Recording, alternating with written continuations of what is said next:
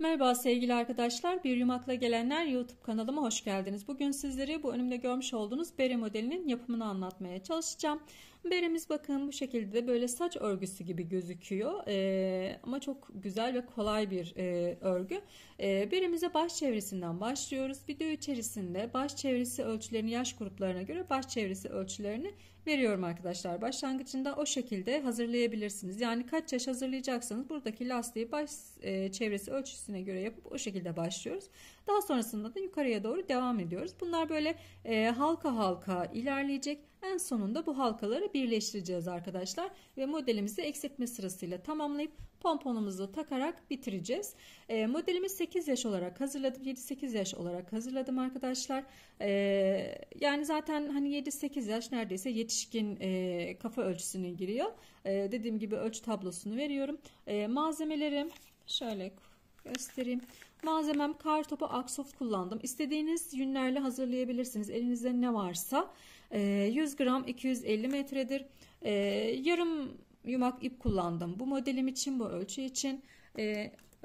İp tığ olarak da 7 numara 4 milimlik bir tığ kullandım. Sadece lastik kısmını yaparken 3,5 milimlik tığla yaptım arkadaşlar. Siz isterseniz bununla da yapabilirsiniz. Nasıl arzu ederseniz, elinizde tığınız yoksa devam edebilirsiniz. Evet, modelim bu şekilde. Şimdi bunun ben atkısını da yaptım. Onu da sizlerle paylaşmak istiyorum. Şöyle göstereyim. Bakın bu şekilde de atkısını da hazırladım. Yine bu videonun altına atkı videosunun da eklerim linkini, yayınladığımda atkıyı. Bu şekilde tam takım olarak yaparak kullanabilirsiniz. Kendinize, kız çocuklarınıza hediye yapıp verebilirsiniz. Gerçekten çok şık bir model. Evet. Bu şekilde arkadaşlar. Şimdi isterseniz beremizin yapımına geçelim. Geçmeden önce küçük bir hatırlatma yapmak istiyorum. Kanalıma abone olmayı, yorum ve beğenilerinizle de destek olmayı unutmayın. Küçük bir emoji dahi olsa yorum yaptığınızda daha fazla kişiye ulaşmamı sağlıyor. Ve böylelikle de daha da fazla video gelmesine sebep olur arkadaşlar. O yüzden yorumlarınıza ve beğenilerinize destek olursanız çok sevinirim. Şimdi isterseniz yapımına geçelim. Evet arkadaşlar, beremizin yapımına başlıyoruz. Öncelikle 9 tane sık iğne zincir çekeceğim. 1 2 3 4 5 6 7 8 ve 9 tane zincirimi çektim. Bunun üzerine 8 tane sık iğne yapacağım. Eğer siz lastiğini daha geniş istiyorsanız 9 sık iğne 10 sık iğne yapabilirsiniz. Şimdi bunun üzerine 9 tane sık iğnemizi yapalım. 1 2 3 lastiğimizi yaparken de 6 numara 3,5 milimlik tığ kullanıyorum arkadaşlar. 3 4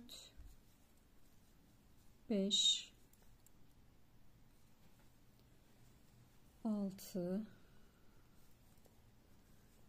7 8 tane sık iğnemiz var. Şimdi döndürüyorum.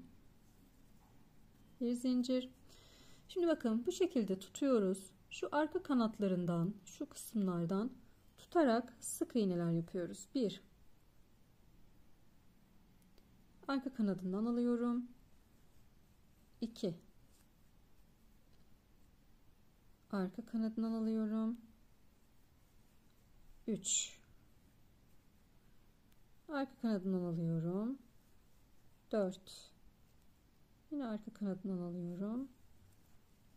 5 arka kanadından alıyorum. 6 7 8 Evet, döndürüyorum. Bir zincir çektim. Arka kanadından lastiğimiz boyunca hep arka kanatlarından alarak ilerleyeceğiz. 2 3 4 5 6 7 8 Yine bir zincir çekiyorum. ve arka kanatlarından alarak gidiyorum arkadaşlar. Bu şekilde lastiğimiz boyunca devam edeceğim arkadaşlar. Böyle esneyen bir lastiğimiz olmuş olacak. Kaç santim yapacağım bunu? Onu da yine sizlerle paylaşayım.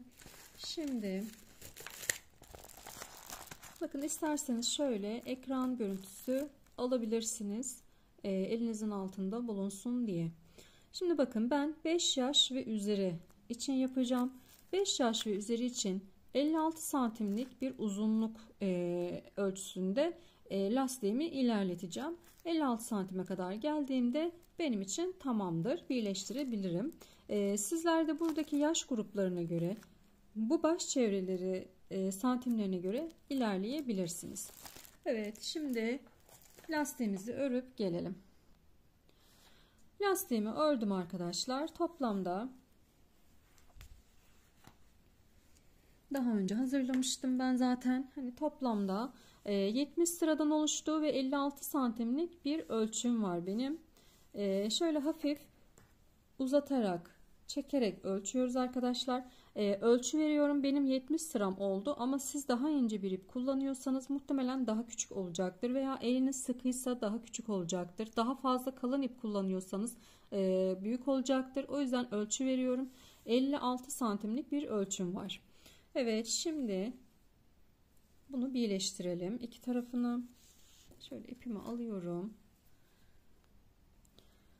İki tarafı şöyle birleştireceğiz.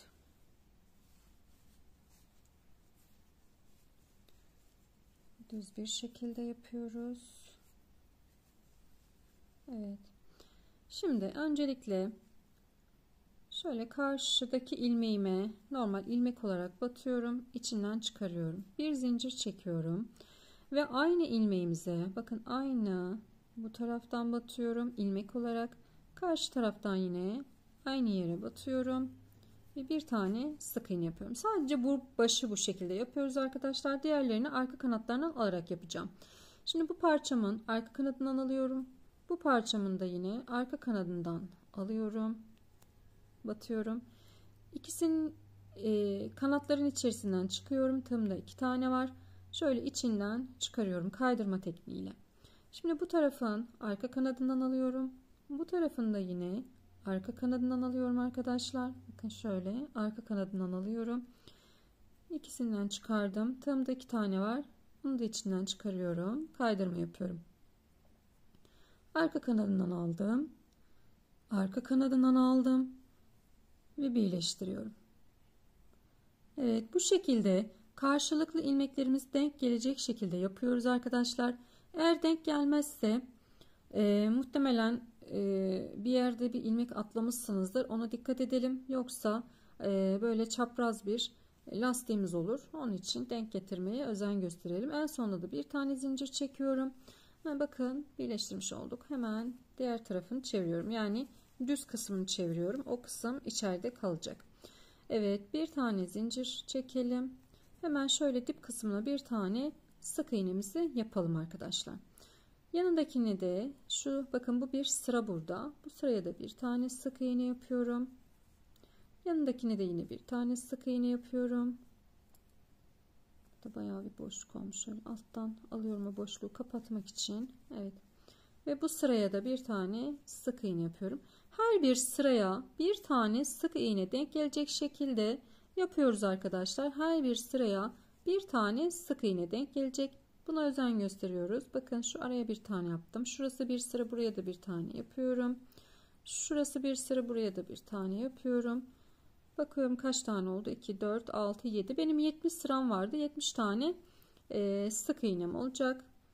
Zaten üzerine koyacağım örnek için de uygun arkadaşlar. 5 sırada bir örneğimi koyacağım için 5 ve 5'in katları olacak. O yüzden benim için uygun.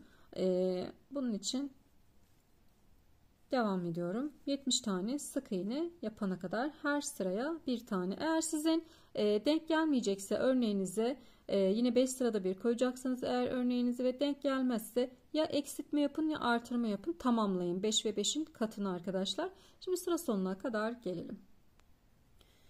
Evet, sıra sonuna kadar geldim. 70 tane sık iğnem oldu ve burada birleşimimizi yapıyoruz. Bir zincir çektim. Tığımı değiştiriyorum. 4 milimlik tığa geçiyorum. Siz aynı tığla da devam edebilirsiniz arkadaşlar. Şimdi örnekli kısmımızda devam edeceğiz. Bir zincir çektim. Hemen dibine bir tane trabzanımı yapıyorum. İkinci trabzanımızı da yapıyorum. İkinci trabzanımın üzerine örneğimi yapacağım. 9 tane zincir çekiyorum. 2, 3, 4, 5, 6, 7, 8 ve 9. 9 tane zincirimi çektim. Şimdi bu 9 zincirimin hemen dip kısmında bulunan, şöyle yakınlaştırayım iyice. Şurada 2 tane, bakın. Şöyle göstereyim. Hemen zincirin dip kısmında bulunuyor. Şöyle 2 tane ilmek var. Boşluk var. Şöyle ip var. Bakın. İçinden çıkardım. Bunu da içinden çıkarıyorum. Kaydırma yaptım burada. Şimdi 5 tane trabzan yapacağım. 1 2 3 4 5. Tekrar örneğimizi kuracağız. 9 tane zincir çekiyorum. 3 4 5 6 7 8 ve 9. 9 zincir çektim. Bu 9 zincirimin bakın dibinde, dip kısmında kendini belli ediyor zaten. Bir kanadı bu. İkinci kanadı da bu arkadaşlar. Şöyle. İçinden çıkarıyorum. Bunun da içinden çıkararak kaydırma yapıyorum. Evet. Tekrar 5 tane trabzan yapalım. 1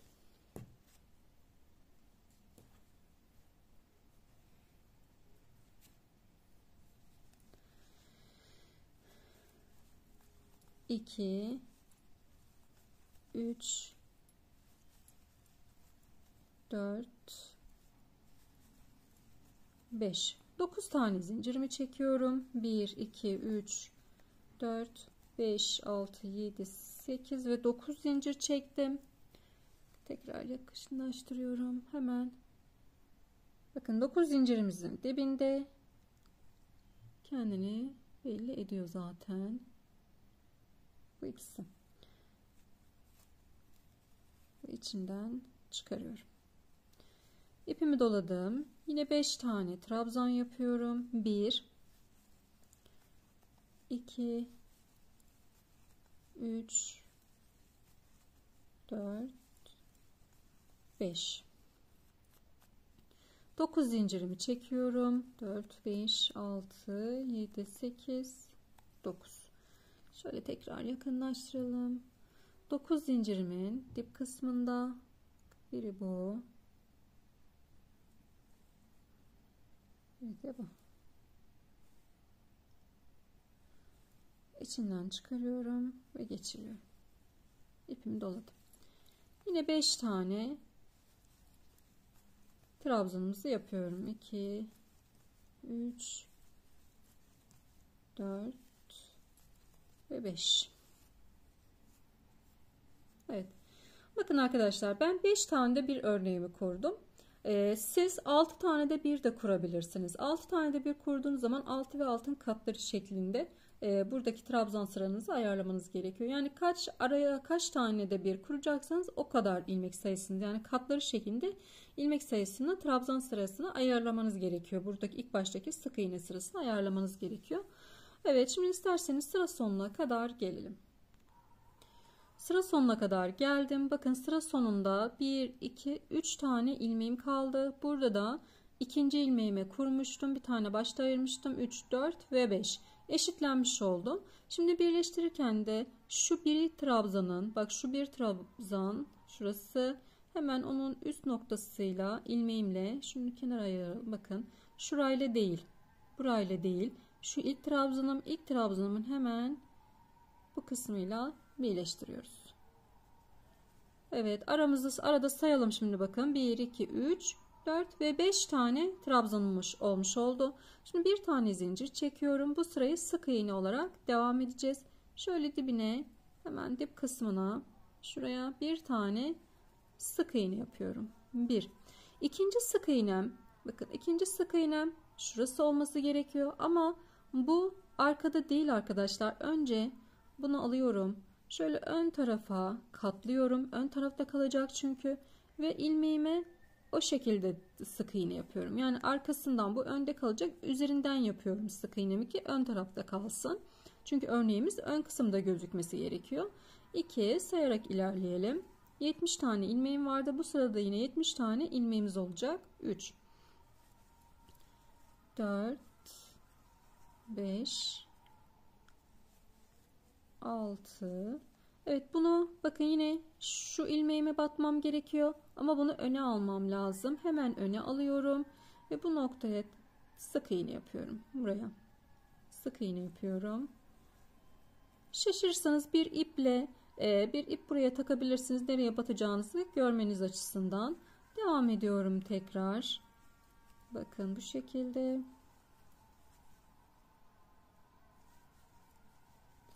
Yine buraya batmamız gerekiyor. Ama ne yapıyorum? Bunu yine öne alıyorum ve üzerinden yapıyorum sık iğnemi. Bu şekilde ilerliyorum. Evet, sık iğnemi yapıyorum.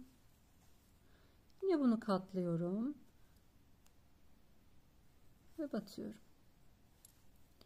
Bakın bu kısımlar önde kalacak. Evet.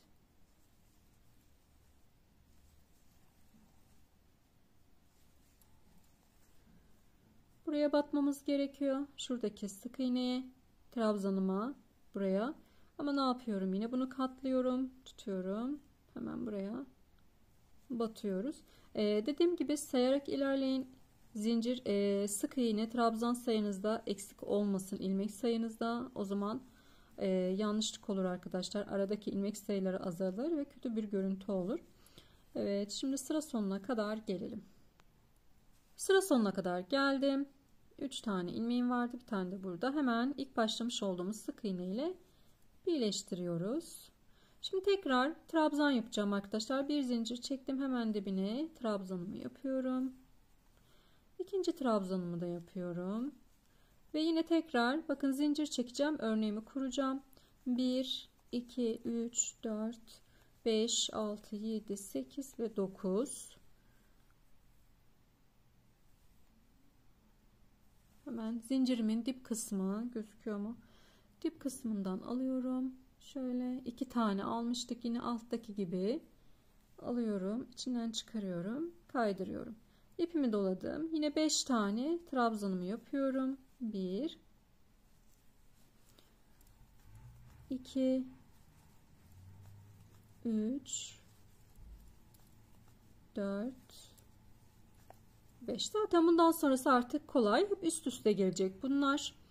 Şimdi 6, 7, 8 ve 9. Tekrar ne yapıyoruz? Hemen zincirimizin dip kısmına geliyorum. Ve buradaki bu 2 taneyi böyle alıyorum. İçinden çıkardım. Bunu da içinden çıkarıyorum. Ve yine 5 tane trabzanımızı yapıyoruz. Artık hep aynı şekilde ilerleyecek. Arkadaşlar hep örneğimiz bu şekilde. Şimdi bunları en son beremiz bittikten sonra eksiltme kısmına geçtikten sonra birleştireceğiz. Şimdi bu şekilde halka halka kalacaklar.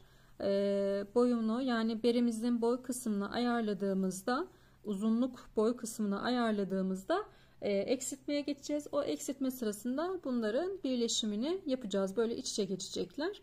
Şimdi 9 tane zincir çekiyorum. 2, 3, 4, 5, 6, 7, 8 ve 9. Tekrar geliyorum. Alıyorum. Evet. Bu şekilde yine ilerleyelim sıra sonuna kadar. Sıra sonuna kadar geldim. Sıra sonunda yine bakın şu trabzanın hemen üst noktasıyla birleşimimizi yapıyoruz. Bir tane zincir çekiyorum. Dibine bir tane sık iğne yapıyorum. Bir sık iğnem oldu. Buraya da sık iğne yapmam lazım. Ne yapıyorduk? Bunu hemen öne alıyoruz arkadaşlar. Ön kısma ve buraya sık iğne yapıyoruz. Devam ediyorum.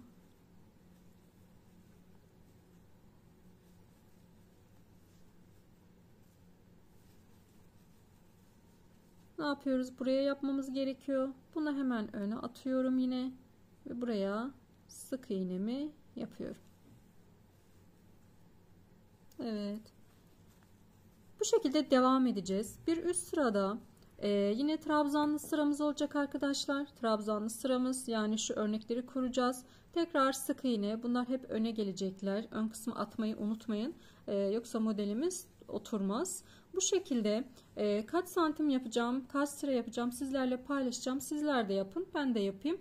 En son burada tekrar eksiltme ve bunları birleştirme, iç içe geçirme kısmıyla devam edelim. Ben beremin eksiltme yerine kadar geldim. Şimdi şöyle sizlerle ölçelim kaç santim yapmışım. 18,5 santim kadar yapmışım arkadaşlar. Artık buradan sonrası eksiltme olacak. Bu kısımları hani görüyorsunuz iç içe geçmiş şekilde buraları bıraktım. Buraları nasıl iç içe geçireceğimizi sizlerle paylaşacağım. Şimdi eksiltmeye başlıyoruz. Kaç sıra yapmışım bunu da söyleyeyim. Şu örnekli olanlardan, yani halkalardan 1, 2, 3, 4, 5, 6, 7, 8, 9 tane halka sırası yapmışım arkadaşlar. Şimdi eksiltmeyle devam edelim. Evet, öncelikle birleştirdikten sonra bir tane trabzanımızı dibine yaptık. Şöyle tekrar alalım baştan. Bir zincir çektim. Dibine trabzanımı yaptım. Yanındakine ikinci trabzanımı yapıyorum. Örneğimi kuruyorum. 1, 2, 3, 4, 5, 6, 7, 8 ve 9.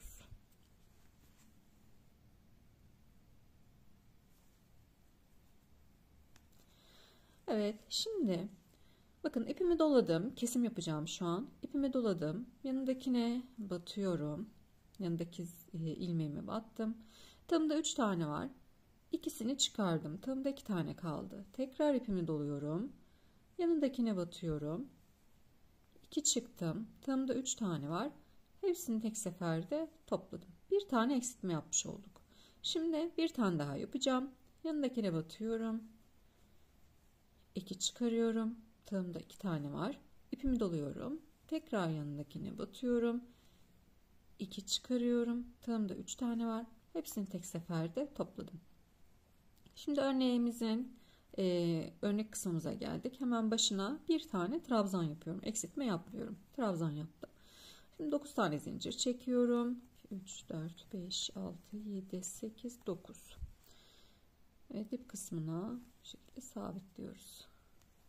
Evet. Şimdi tekrar 2 tane eksiltme yapacağım. Yanındakine ipimi doladım. Yanındakine batıyorum. 2 çıktım. Tığımda 2 tane var. Yanındakine batıyorum. 2 çıkarıyorum. Tığımda 3 tane var. Hepsini tek seferde topladım. Tekrar ipimi doladım. Tekrar eksiltme yapacağım arkadaşlar. Evet, bir eksiltme yaptık. Bir tane daha yapacağız. Yanındakine batıyorum. 2 çıktım. Tığımda 2 tane var. Tekrar yanındakine batıyorum. 2 çıktım. Tığımda 3 tane var. Hepsini tek seferde topladım. Evet, geliyorum buraya. Bir tane trabzan yapıyorum. Yani bu örnekli kısımlarda trabzan yapıyoruz. Aralarda 2 tane kesim yapıyoruz. Şimdi 9 zincirimizi çekelim.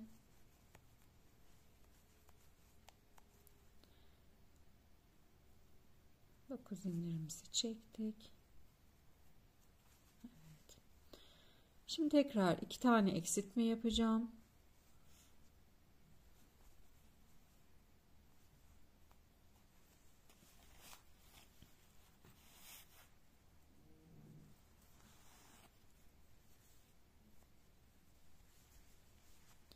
Birinci eksiltmeyi yaptım. İkinci eksiltmeyi yapıyorum. 2 çıktım. 2 var. İpimi doladım.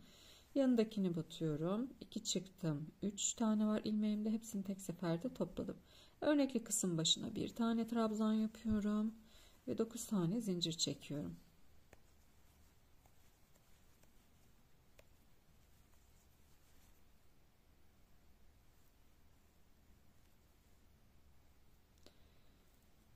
Evet. Şimdi yine araya 2 tane eksiltme yapacağız. Bu şekilde sıra sonuna kadar geleceğim arkadaşlar.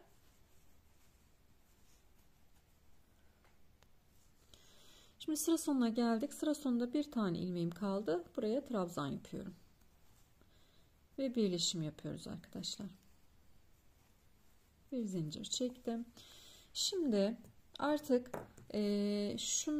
şu halkaları birleştireceğiz. Nasıl birleştireceğiz? Şimdi onu sizlerle paylaşayım. Şurada 2 tane ayırmıştım. Birleştirmedim. Şimdi bakın, tığımı ilkinden içeriye alıyorum. Daha sonra ikincisinden alıyorum. İçinden çıkarıyorum. Tığımı hiç çıkarmıyorum içinden. Bu işlemi elinizle de yapabilirsiniz. Tığla da. İçinden çıkarmıyorum. Üçüncü halkamı alıyorum. Tığımdan geçiriyorum. Ve içinden çıkarıyorum.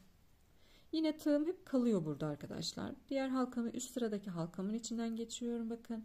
Sonra bunu şu tığımdaki halkanın içinden çıkarıyorum. Zincir gibi düşünün. Zincir çeker gibi düşünün. Evet, bunu bundan alıyorum.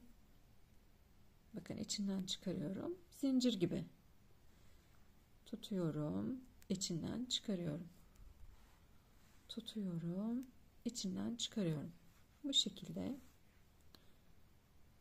tutuyorum. İçinden çıkarıyorum. En üstte yaptığımızda da yine aynı hizada. Evet, bu şekilde. Burayı yaptık. Geliyoruz buraya. Yine en alttaki halkamdan tığımı, bakın, boşluğunu içeriye taktım. Hemen üstteki halkamı alıyorum. İçinden çıkarıyorum. Diğer halkamı alıyorum. Zincirim, tığımdaki halkanın içinden çıkarıyorum.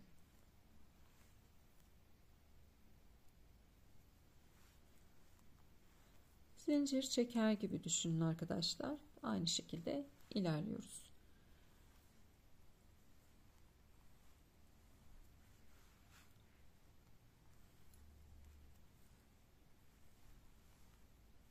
Evet.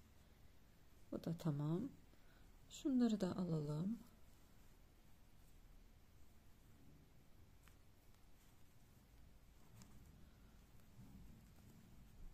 İlerledikçe bunları da yine takacağız.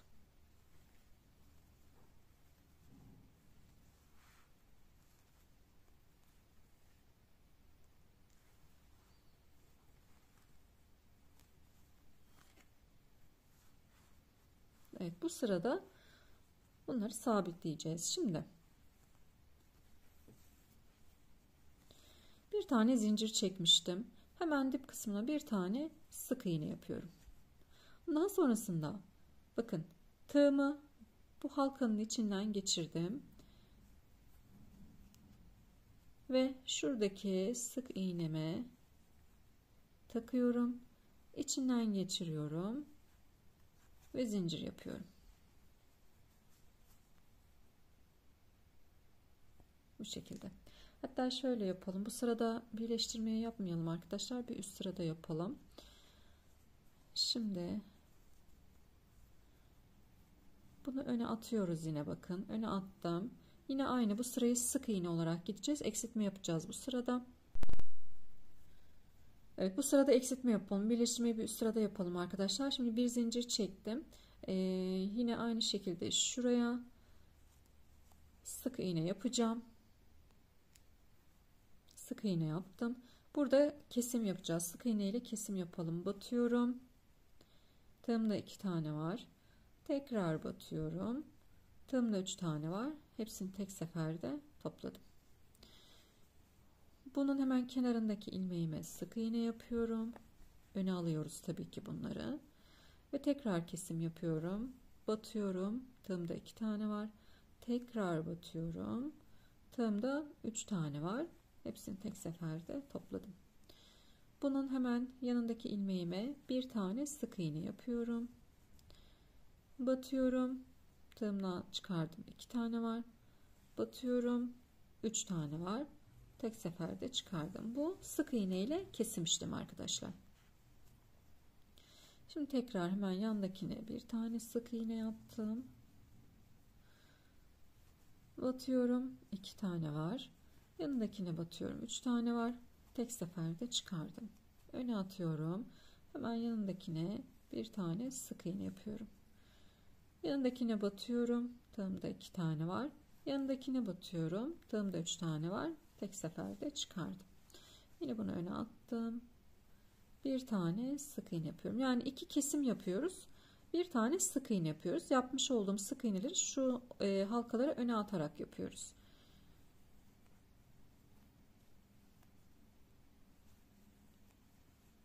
Kesimimizi yaptık. Evet. Şimdi yine bir tane sık iğne yapıyorum. Bir tane kesim yapıyorum. Bakın battım. Yanındakine de battım. Tek seferde çıktım.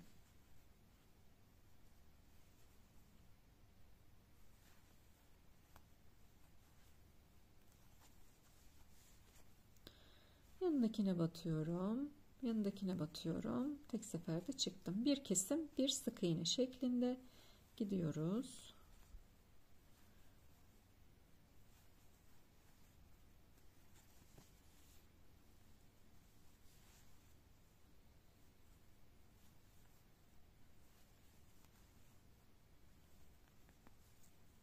Burada bir tane sık iğne yapacağım. Burada kesim yapıyorum bir tane. Bunu öne atıyorum. Bir tane sık iğne yapıyorum. Aradaki 2 ilmeğim kesim oluyor arkadaşlar. Bakın bu şekilde. Bunu öne atıyorum. Sık iğne yapıyorum. Buraya kesim yapıyorum. Evet, sanırım geldik herhalde başa. Evet, geldik. Şimdi burada halkamı öne atıyorum. Bir tane sık iğne yapıyorum. Bir kesim yapıyorum araya. Evet. Bunu da yine öne atıyorum. Bir sık iğne yapıyorum. Şimdi herhalde buraya geldik. Evet.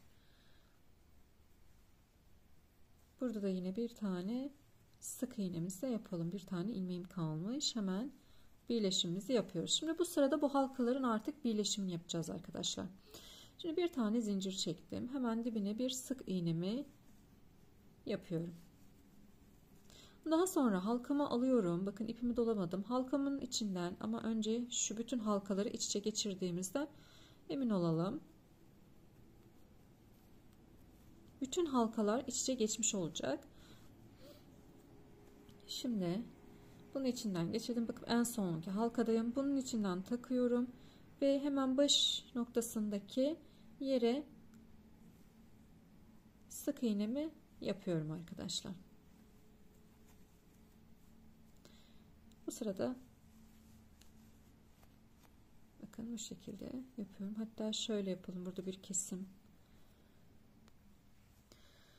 Evet, şimdi yanındakine, şimdi bakın bundan sonra kesim yapmaya başlayacağız. İlkinde kesim uygulamadım. Buradan sonrasında kesim uygulayacağız. Şimdi bakın yanındakine batıyorum. Tığımda 2 tane var. Şu halkamın içerisine batıyorum ve arkasındaki ilmeğime batıyorum. İçinden çıkarıyorum. Tığımda 3 tane var. Tek seferde topluyorum. Şimdi yanındakine batıyorum. İçinden çıkarıyorum. Şunu, halkayı sonuna kadar yaptık. Halkanın içinden geçiyorum. Arkasındaki ilmeğime batıyorum. İçinden çıkarıyorum. Tığımda 3 tane var. Tek seferde topluyorum. Evet.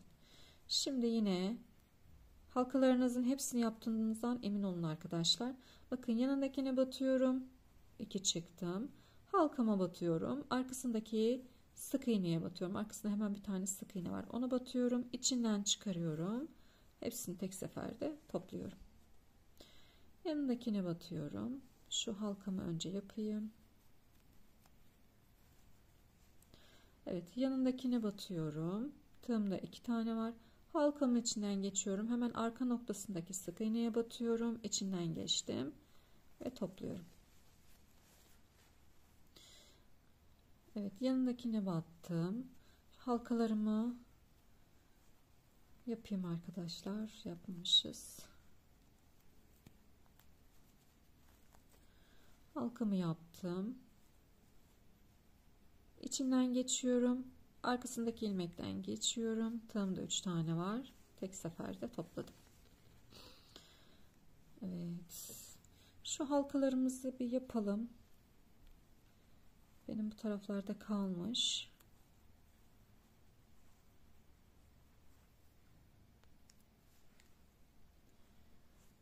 Evet, şimdi yanındakine batıyorum. Halkamın içinden geçiyorum. Hepsini tek seferde çıktım. Evet, aradaki tek kalan ilmeğime batıyorum. İçinden çıkardım. Halkamın içinden giriyorum. Arkasından giriyorum. Tek seferde topladım.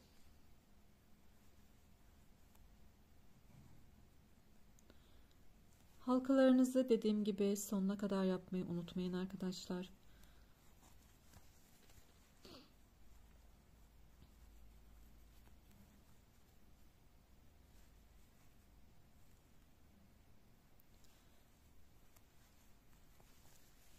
Sıra sonuna kadar gelelim. Sıra sonuna kadar geldim. Burada bir tane ilmeğim kaldı. Buna da sık iğne yapıyorum ve birleşimimizi yapıyoruz arkadaşlar. Bir tane zincir çekiyorum. Şöyle birazcık uzunca bıraktım. Kestim ipimi ve çıkarıyorum. Evet, şöyle bu kadarlık bir açıklık kaldı burada. Bunun içinde bu uzunca kesmiş olduğumuz ipe bir iğne takıyoruz arkadaşlar. Takalım. Şimdi burada yapacağımız işlem. Şuradaki ilmeklerimiz, yani trabzan aldığımız, bakın şu ilmeklerden bahsediyorum. Buradan bir tane içeri giriyorum. Diğer ilmeğimden dışarıya çıkıyorum. İçeri giriyorum.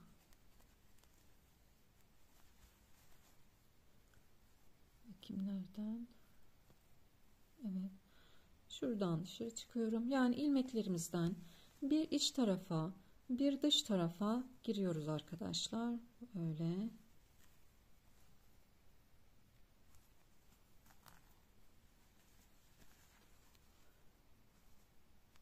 Bir içeri, bir dışarı.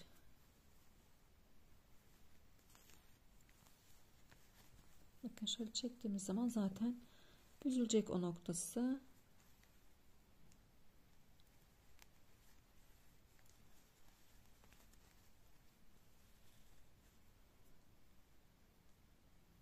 Buradan içeri, dışarı.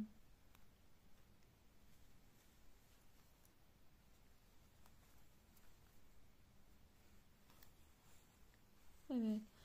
Çektim ve büzüldü. Şimdi burayı, bakın buraya şöyle ilmeklerin içinden geçerek iyice kapatıyorum iğnemle. İsterseniz iç kısmını da yapabilirsiniz. Yani berenizin iç kısmından. Buraya ben pompon geleceği için hani kapanacak çok da açıkçası. O yüzden bu kısımda yapmayı uygun buldum. Evet.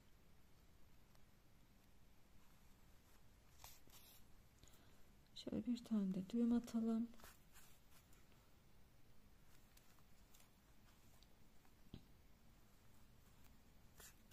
Ve keselim ipimizi.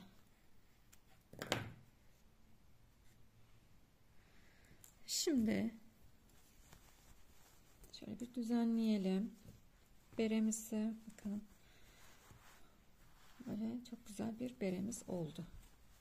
Bu kısımdan düzenleyeceğiz. Pomponumuzu da takalım, sonra düzenlememizi yapalım. Şimdi ben hazır bir pompon kullanıyorum. Siz isterseniz kendiniz de yapabilirsiniz pomponunuzu. Şöyle bu pomponu buraya takacağız arkadaşlar. Şimdi bu hazır pomponların bu kısımlarında 2 tane ip var. Bu ipi bakın, birisini kendiniz de yapsanız yine 2 tane ip bırakacaksınız. Bir tanesini şöyle şu taraftan alıyorum. Beremizin bir tarafından ipi iç kısma aldım. Şimdi diğer tarafından da ikinci ipi alıyorum. İç kısma. Daha sonrasında şöyle çeviriyorum onu. Bakın burada iplerimizi geçirmişiz. Bu ipleri de buraya iyice bağlıyoruz arkadaşlar. Şimdi bunu bağlayalım, sonra gelelim. Beremizin bitmiş hali bu şekilde arkadaşlar. Pomponumuzu da taktık. Amblemimi de armamı da taktım.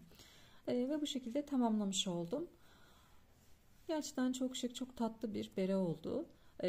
Beremizin açıklama kısmında atkısını da yapmıştım arkadaşlar. Yine bu videonun altına atkı videosunu yayınladığımda linkini ekleyeceğim. Bakarak takım olarak yapabilirsiniz. İnşallah anlatımımdan faydalanabilirsiniz ve kolaylıkla yapabilirsiniz arkadaşlar. Modelimi de inşallah beğenirsiniz. Yapacak olan herkese kolay gelsin. Kanalıma abone olmayı, bildirimleri açmayı unutmayın. Yorumlarınızla ve beğenilerinizle de destek olursanız çok sevinirim. Ne kadar çok yorum ve beğeni o kadar çok kişiye ulaşmamı sağlayacak ve daha fazla video gelmesini sağlamış olacak. O yüzden bunlar bizim için çok önemli. Hepinize kolay gelsin. Şimdiden sağlıklı günler dilerim.